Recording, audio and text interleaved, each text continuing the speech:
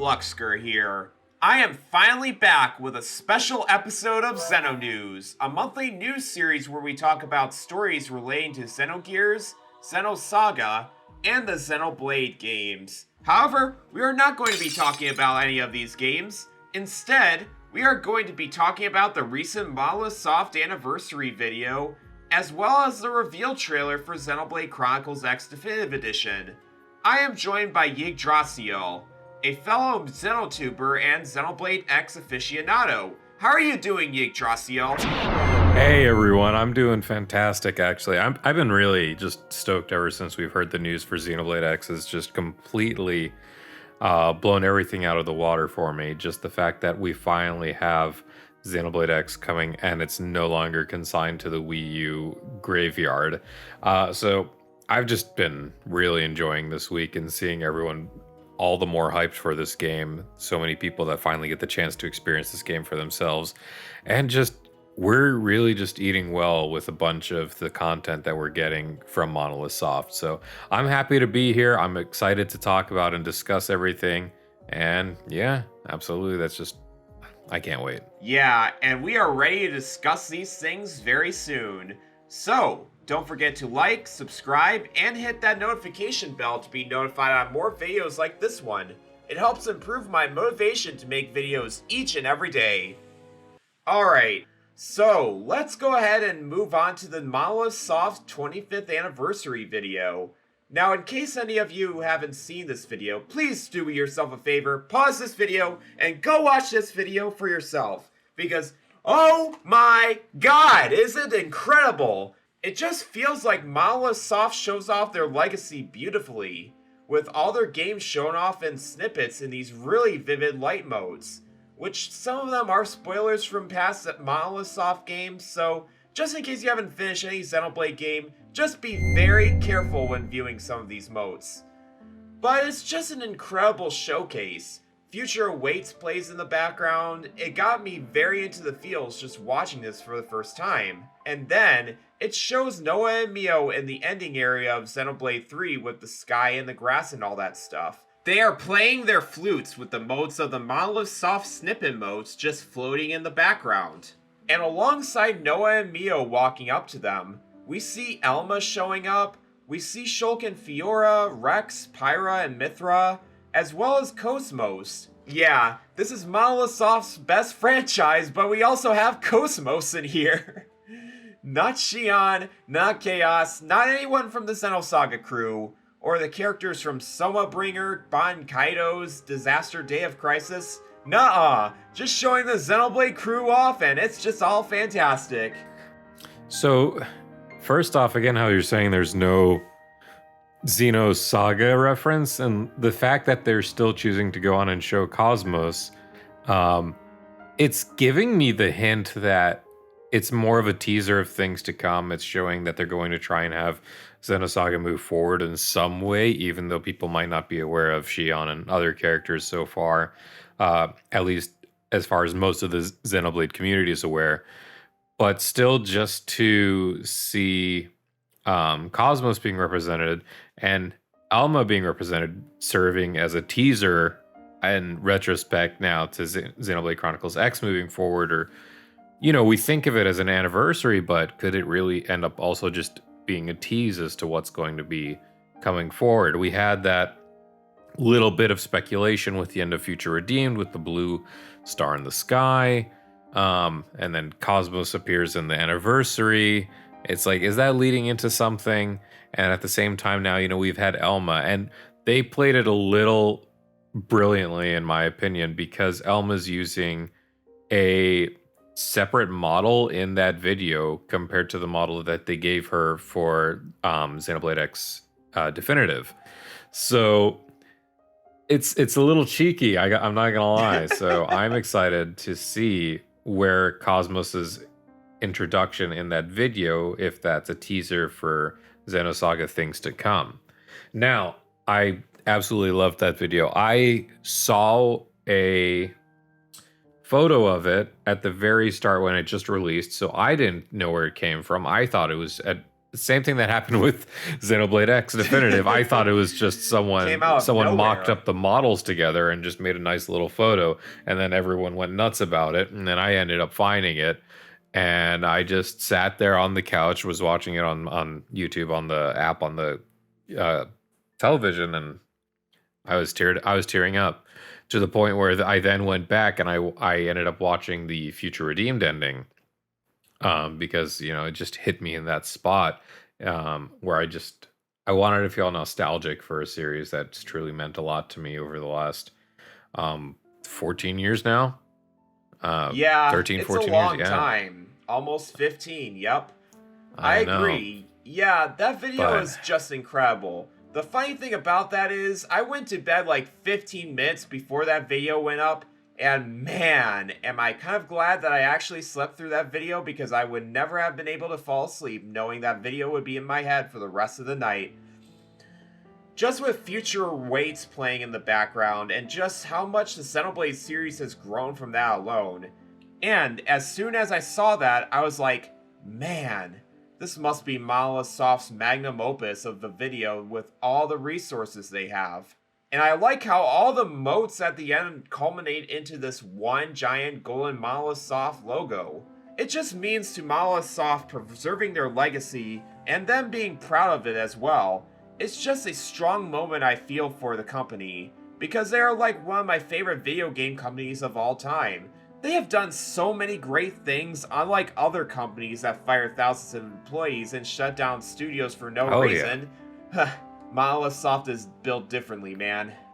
And the fact is that, they don't need to be doing these things. They celebrated their anniversary with that video. They could have just posted a simple, like, thank you for your support statement. They didn't need to go out of their way to get all the assets together and just create this loving video, really.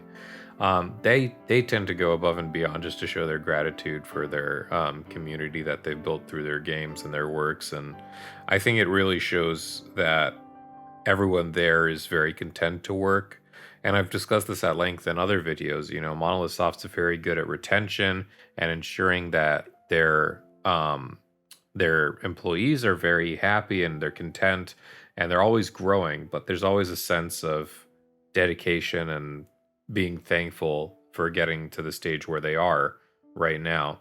And I think a large part of that care and just love is incorporated and visibly felt, audibly felt. Like, I don't know how it is.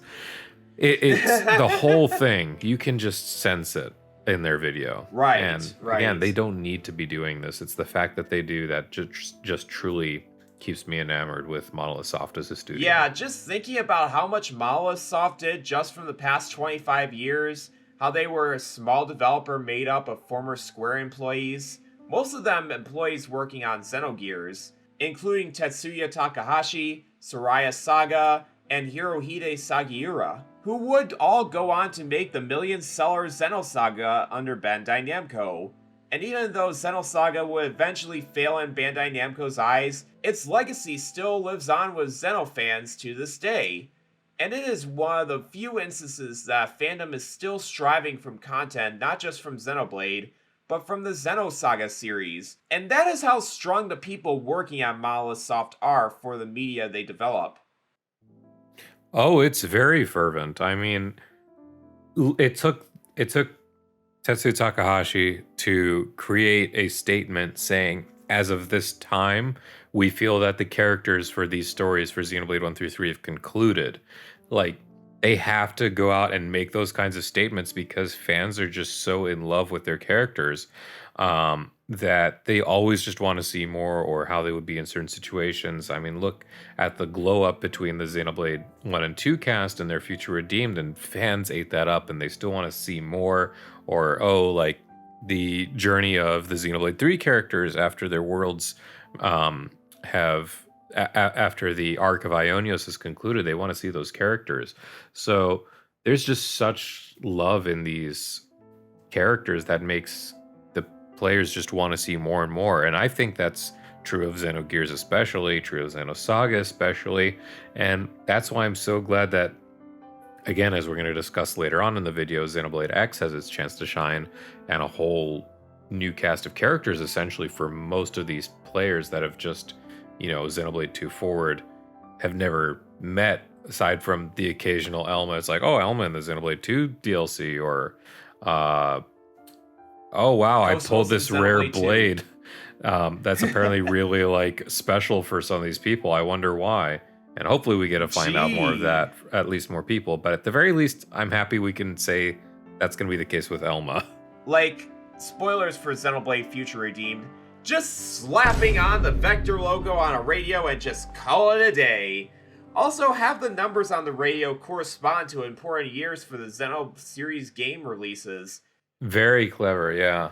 Yeah, and making it clever too. You know it was made with very big intentions. Oh, absolutely. There's still so much left with Xenoblade 3's Right. Future Redeemed ending. There's just going to be so much that is yet to be in play, and I can't wait to see when these things actually take place, how it's going to unfold. And again, the Future Redeemed ending followed by this anniversary trailer, I can't help but feel there's going to be a lot to come in the next few years, especially as, Switch 2 moves along, Xenoblade X, the new information that Xenoblade X will unfold with on its trailer, on its game. There's going to be so many things to just really dive into. Yep, and for sure. Feel greater investment all the same with Monolith Soft's works. And knowing that the president of Monolith Soft, Hirohide Sagiura, stating he wants to make the company live on for hundreds of years. 500. Like, companies rarely last that long. Even for me, I wouldn't live that long to even see Monolith Soft's 100th anniversary, or even know if they are still in business. But I can believe that Monolith Soft will still be there for another 100 years or more so. If the company keeps their foundation together, it's really awesome stuff. I mean, look at Nintendo right now. They've got over 100. Nintendo's, what is it? Like 120, 130? They're more like than that, I'm 135 sure. years old, but something like that. Yeah, but just to like get that scope of how Nintendo started out, not even related to games or not even related. It was card packs and stuff like that and other things, and just how that has transformed radically in the last 30 years alone. But, they've been around 130 some odd years. I can't help but think that if anyone can do it, especially under Nintendo, it would be Monolith Soft. I can definitely see 100 years of Monolith Soft. Yeah, exactly. And I would love to see more if my frail mortal shell would even last that long, but right. I would be curious to see. Yeah, and maybe Monolith Soft will make games in the future. Like, they can make other things that contribute to positive outlooks on the world. Maybe they can look into something like that. Who knows? They just start making core chips that you put in your brain, and they just make you feel incomprehensibly emotional. Yeah, right. That's what they'll do it. Real quick, during their anniversary, Monolith Soft puts out a website where you can download phone wallpapers that have high-resolution images of character art from the games they made, such as Shion and Cosmos, the characters from Ban Kaitos and Somabringer, as well as the main character from Disaster Day of Crisis, which, why is he in there? It's everything they ever had a tie. As well as the Xenoblade Yeah, characters. everything they ever had a tie to work with. And I'm glad you brought that up because that actually reminded me about that in the first place. But yeah, they have some of the best renders there, I think, for Xenosaga on that anniversary page. It's just sad that they're a little cropped in some places. I hope they release high-resolution wallpapers someday that are not cropped. But hey, you can get what you can get there. But Monolith Soft provide a great service there. Just downloading all these wallpapers just for their anniversary, simple as that. It actually makes me wonder with Xenoblade's 15th anniversary next year. Are they going to do something similar, such as make a video and a website dedicated to their 15th anniversary? Such as sharing their history? That would be really fascinating. It would be really cool to see. There's definitely a lot of potential next year. One, XCX Definitive, of course, in March, but it's also Xenoblade X's 10th anniversary in April because of the fact that Xenoblade X released in Japan first in April, and Western audiences wouldn't see it until December of next year. But the fact is, Definitive is out in March, the month after its 10-year anniversary. And then I can't quite recall which month was it again? Was it August? Would be the 15 year for for June. this June, June yes. All 12th right. specifically. Getting mixed up. But yeah, so March, April, June, and then I have no doubt we're not going to be even remotely done with Monolith Soft related news next year with Switch 2 coming out and future endeavors, because this is going to be a separate team. I'm 99% sure, this is one of their definitive teams and not their core new RPG teams. Yeah, for sure. Especially as they've said that other projects are already in the works. So the fact that Monolith Soft has grown big enough to be able to accommodate multiple groups, multiple teams that can work interdependently. We have the definitive team. We have the team that goes on to help Nintendo with other endeavors. And then we have the main Xenoblade progression team. Again, just testament to how much they've grown. 273 employees, I think. Yeah, they now, are really growing, and they are continuing to grow as well. I know, with more hires that they're looking for, with a mix of experienced people as well as fresh. They just, they want to make it very plain that they want to stick for the long haul, and they need all the talent they can get, be it fresh or with years of experience. Just so long as you have the love, so long as you have love and passion for what you do and have an interest in what Monolith Soft can do, then fantastic work lies ahead. I have no doubt.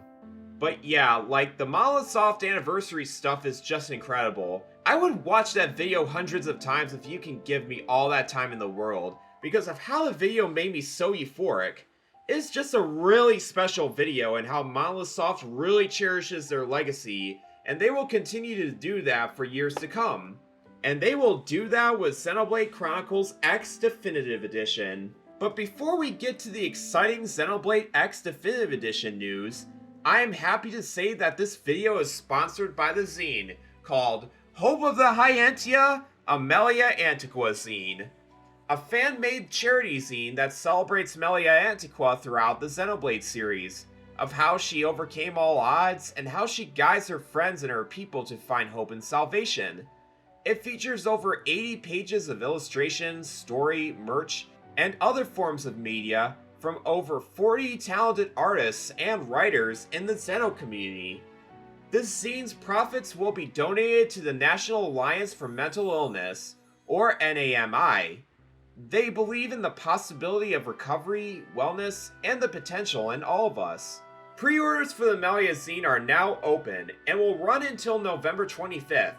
There are 5 bundles that we will offer, which are a digital-only zine bundle with emotes, a physical bundle containing the digital goods and the physical zine itself, a paper bundle which includes stickers and a sticker sheet, an upgraded goods bundle which contains acrylic charms and buttons, and a limited bundle which contains an enamel pin, a holographic button, washi tape, and an incredible Melia and Nia standee made by Seru. There are also stretch goal prints involved as well, only available for the paper bundle and above. It starts with 2 art prints, and when we reach a milestone as shown in the image, those bundles will include an extra art print for a total of 7 prints. We are currently at 4 art prints, so we want you to reach those milestones by buying and sharing the store links to the Melia Zine around to friends and family who are interested. We want to reach over 200 sales before pre-orders end on November 25th, so please do this very soon. We are also doing a couple giveaways for a couple bundles for the Melia Zine. The digital only bundle giveaway is currently running through November 4th through the 10th, while next week you will have a chance to get a free limited bundle giveaway to any lucky winner of this bundle. Please read the rules in the social media posts, and the giveaways will differ depending on which social media you are on. So good luck to everyone who is participating, and please pre-order the Melia Zine. It will help the contributors while also donating them all to a good cause. Store and social media links are in the description below. And with that, let's go ahead and get on to the Xenoblade Chronicles X Definitive Edition news. Yeah, so After like months and months of there not being any Xenoblade X news, Monolith Soft decided to drop a bomb on a random Tuesday morning and say, let's go ahead and share with you all Xenoblade Chronicles X Definitive Edition, coming next year on March 20th. And when I saw that, I was like, is this real? And I was at work saying that. I also saw people just waking up to the news, and I also saw some people say that they were just scrolling through social media before eventually coming across that reveal trailer. Oh yeah, I was at work myself. Yeah, and it caught so many people by surprise, and I cannot help but laugh in retrospect.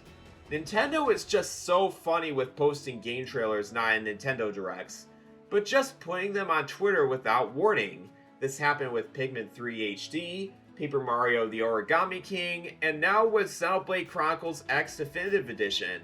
And like, no one even expected that. They've been really surprising with their news recently. I mean, again, with back to Future Redeem's announcement, like, yeah, we were in a Nintendo Direct. I understand that. But for them to say, it's like, oh, it's within 2 weeks. I'm like, what? Yep. And then this one just complete out of nowhere. Again, yeah, I was out at work, which meant I couldn't do anything for about 7 or 8 hours because I had just barely gone to work as the news had gone out. But I was laughing to myself at the idea that I've had to close down my office doors just so I can sit and cry about a game being announced pretty much every other year from Monolith Soft. Right.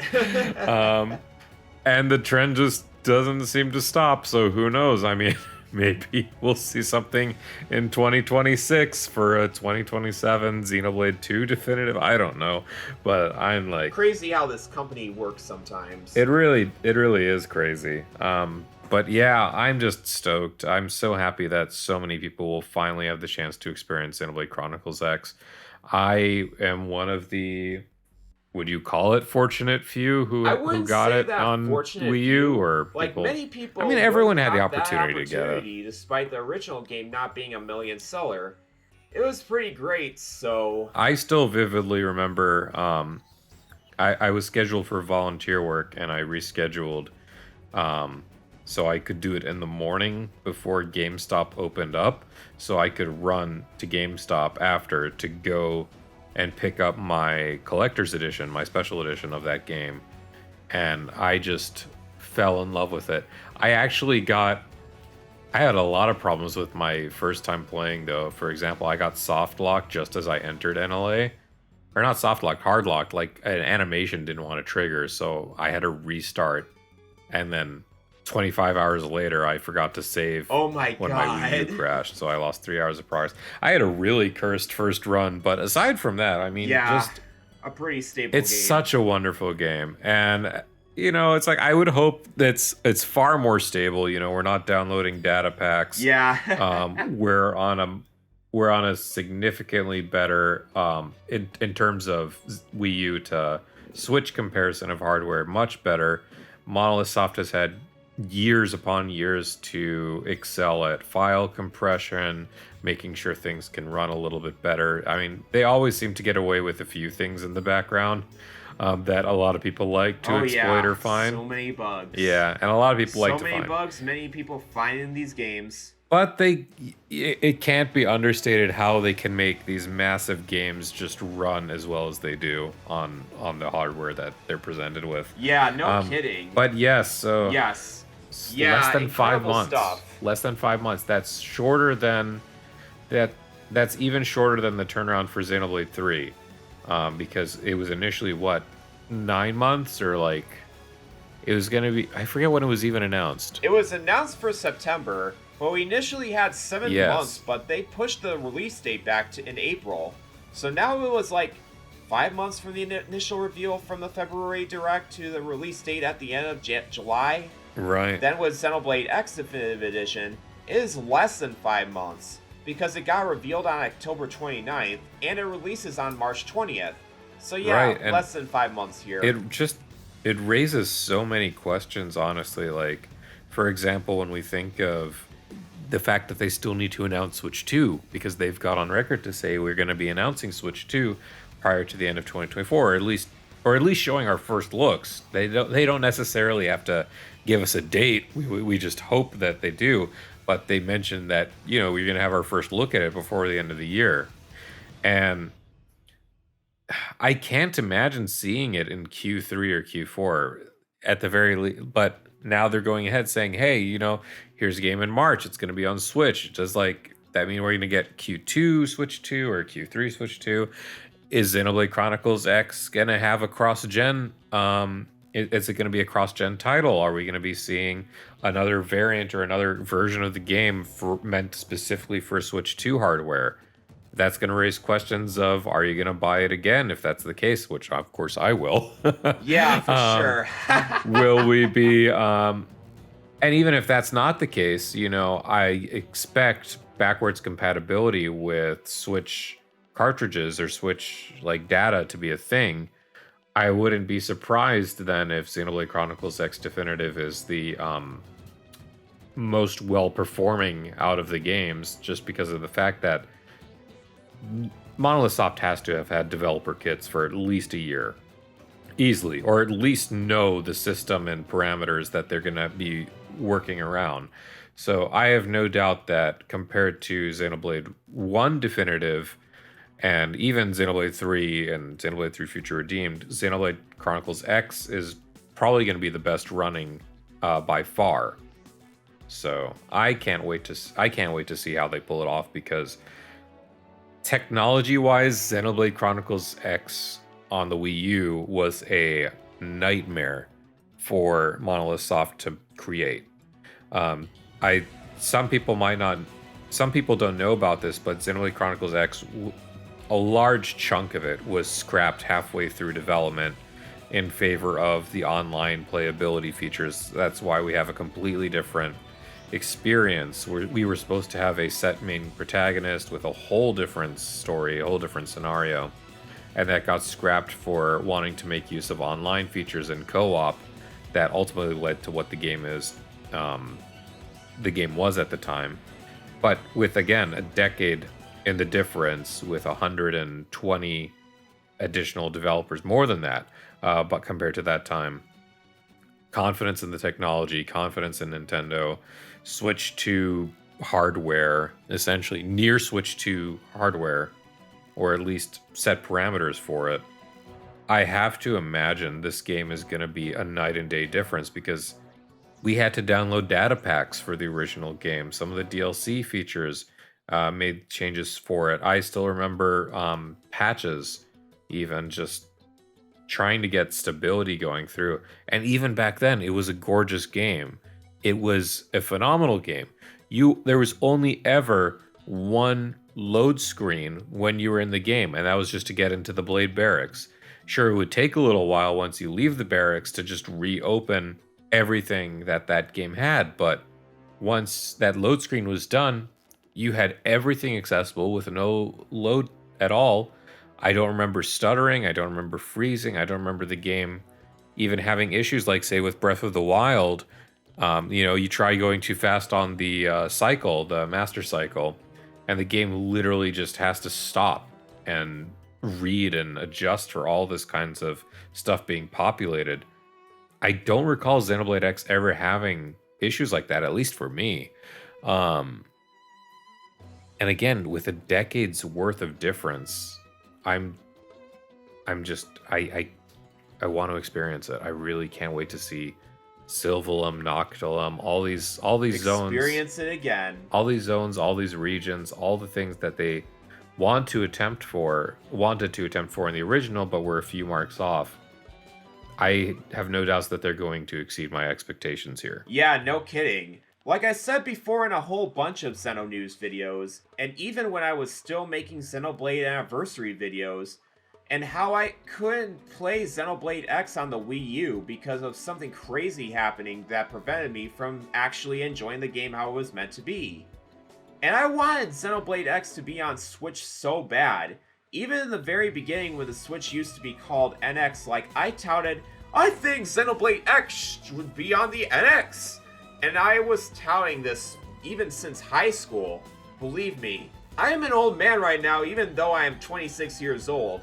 I was all the way back in my junior year of high school wanting Xenoblade X on the NX.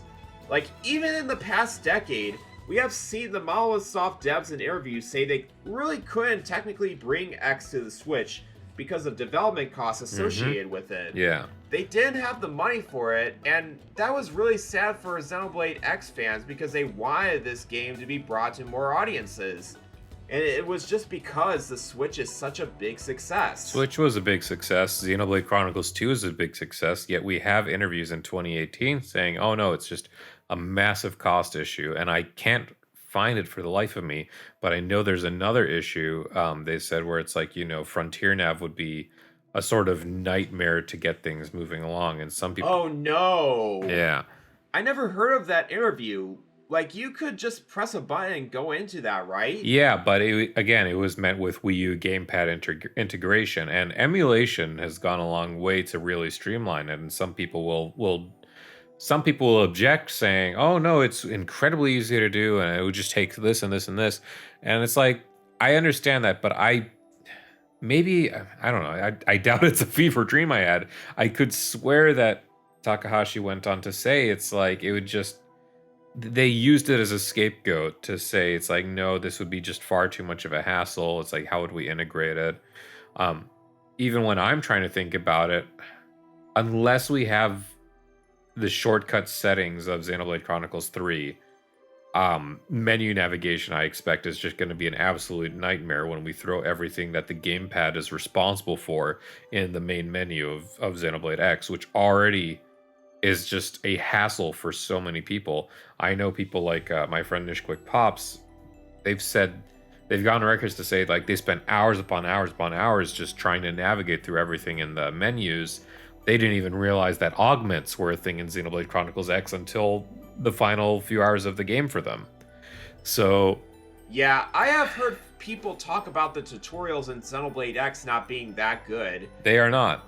I hope XDE adds more tutorials because of course you have to go through all those menus and it still will be a pain in the butt. I think with XDE, the best quality of life improvements is 1. Have a good tutorial system, and 2. Make sure you have shortcuts mapped to the buttons, all to get to those menus quickly, and not have to go through menus upon menus.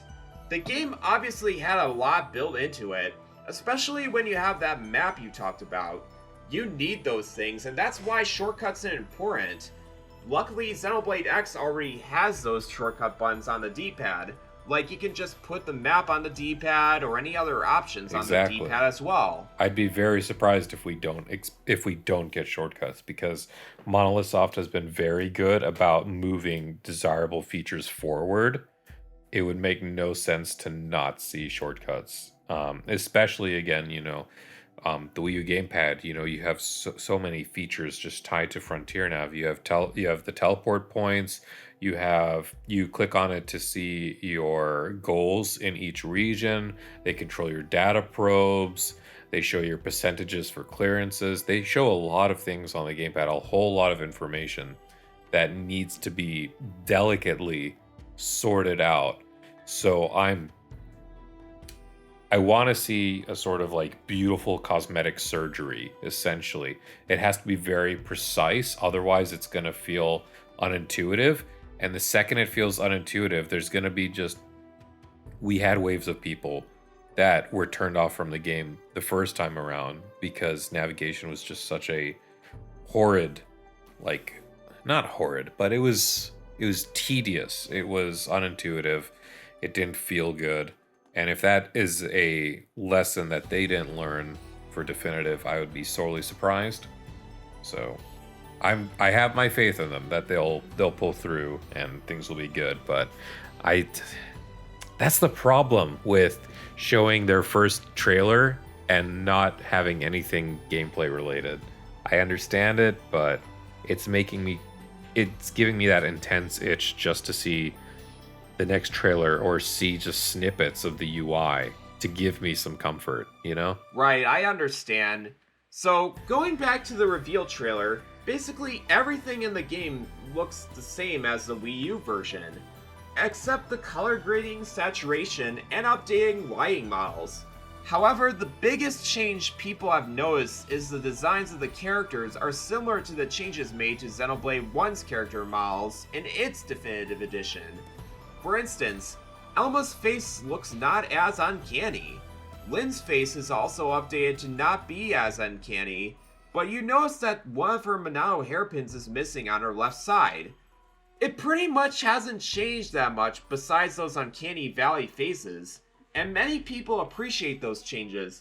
And I want to know what your take is on those faces, because I personally really enjoy those changes, but those longtime Xenoblade X fans didn't like those changes because they liked the original faces a little bit more.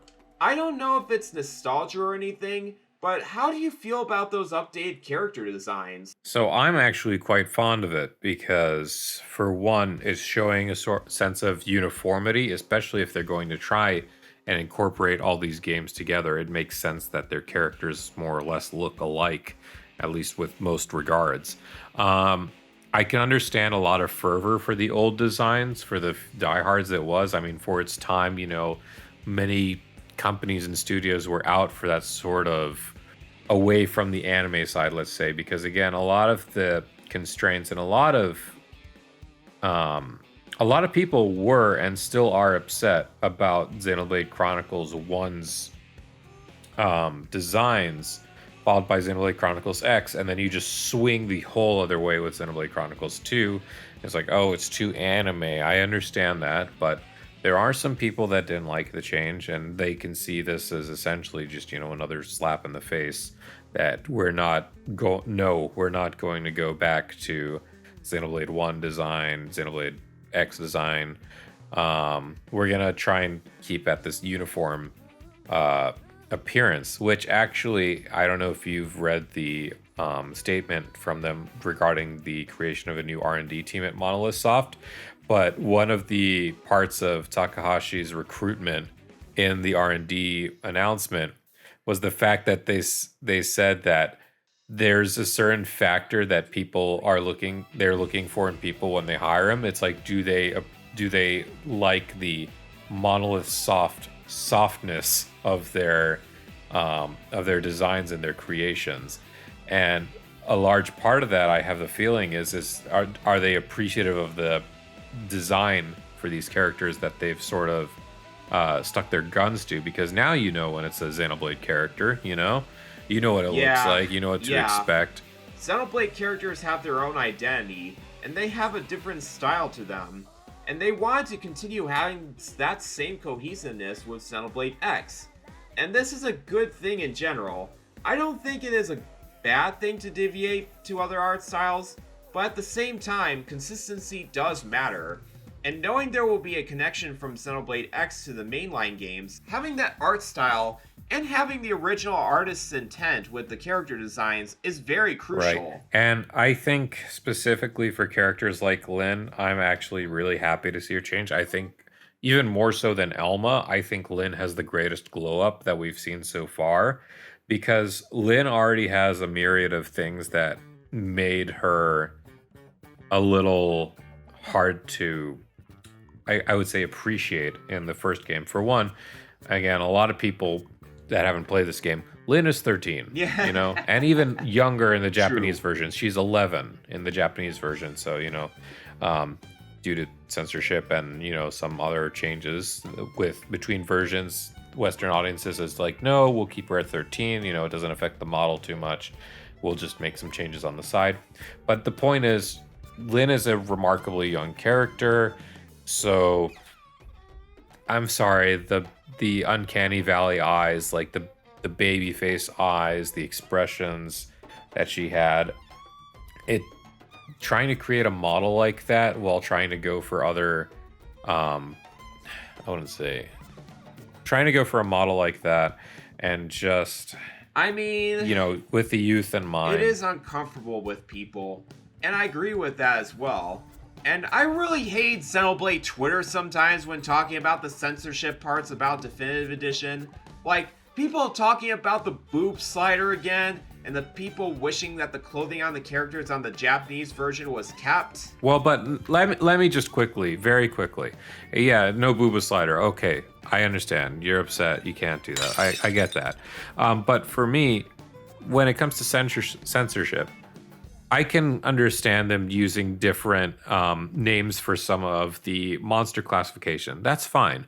The big one that upsets me still is the change of dolls to skells, because dolls has a big double entendre that is a bit of a spoiler that I would be happy to discuss when people actually get to play the game.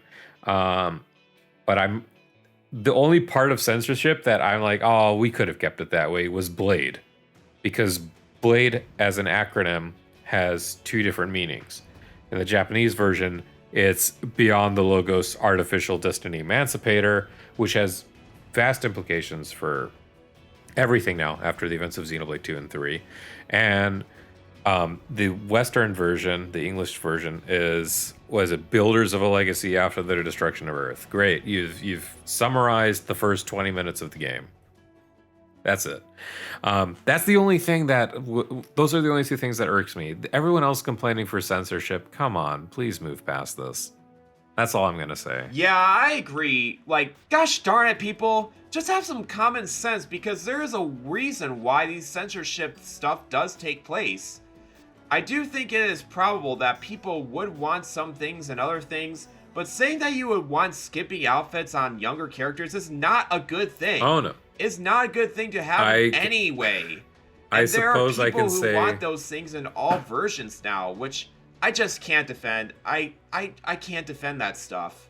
I suppose I can end that part with saying I appreciate people's fervor for wanting to keep things close to the original thoughts, the original character, the original like concepts. I can fully understand that, but at the end of the day, an entirely different audience with an entirely different sense of morals, sense of obligations, knowing what they have to sell to, market to, regulate according to. Sometimes it's just not feasible, but I think regardless, I think everyone should agree. Like, let's not put the 13/11-year-old in skimpy clothing. Yeah, please no. So I don't know if we should talk about the rest of the video because we have seen this gameplay before. I mean, we can certainly talk about how beautiful it is. It is a very fantastic location. Also, we forgot to talk about Lau. Yeah. Hi, Lau, sitting there in the trailer. Stares out awkwardly, and then suddenly on a beach, people are not going to know what that means at all, except everyone that's played and is screaming internally. Yeah, that is a good time to talk about that beach scene. Like I said again, I have no experience with Xenoblade X. So the first thing when I saw this that came to my mind is like, Lau is shirtless and is on a beach, and a guy from Xenoblade comes by and talks to him.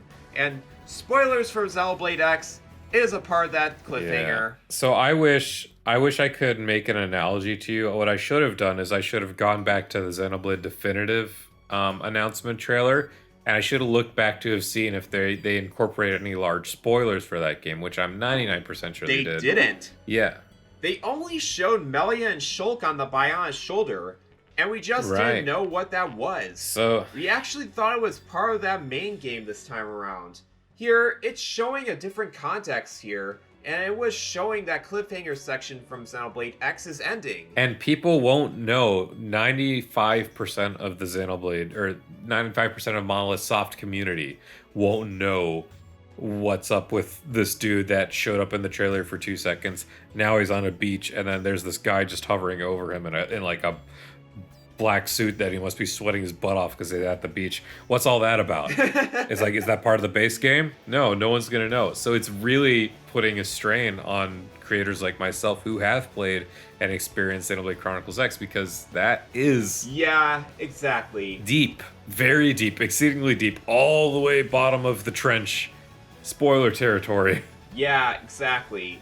Like, I was even talking to a friend who has beaten Xenoblade X about who that hooded guy is, and even she wouldn't talk about it because, man, that is some spoilers.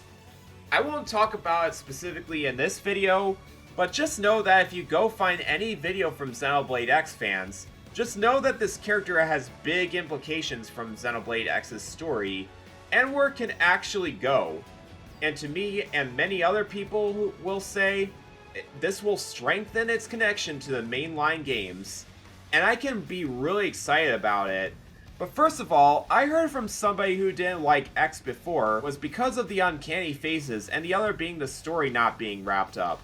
And this extra story could wrap up in some way, whether it's a connection to the mainline Xenoblade games or an eventual Xenoblade X2. If it doesn't wrap up, I will expect at the very least they convert all the loose ends into a proper jumping point towards the next game. Because the original game, there's nothing whatsoever to indicate how they will proceed. So they'll either choose to close things off, or they will just tidy things up into perfect jumping points for the next game, for a tie-in with the main Xenoblade numbered series of games, something like that. Because there's just too many things that Xenoblade X left undisclosed. Yup. Yeah, this game has a lot of loose ends, and that's why it was criticized over the years for how bad its story is. I can see where they are coming from, even if I haven't played Xenoblade X before. I just hope that this outcome leads into some conclusive element just for the rest of the game. It's not going to explain everything, just leave that to Xenoblade X still. Like, have this be some epilogue story with Shirtless Lao and this hooded figure just going on their own journey and running off in the sunset. I wonder if there's fan art of it. Oh, I'm sure there already is. Anything else we haven't talked about with Xenoblade X Definitive Edition, Yggdrasiel? I can certainly talk about other things that I hope to see. For one, I'm still on the fence as to whether this new segment at the very end is going to be a new post story in the same vein of Future Redeemed or Torna. I don't expect it will. I am likely that this can lead into a post-game story. Do you have a problem with that? I would love for it to lead into a new undisclosed region. That would be ideal for me, because that's something that all of the prior DLCs and all of the games have done. Something new.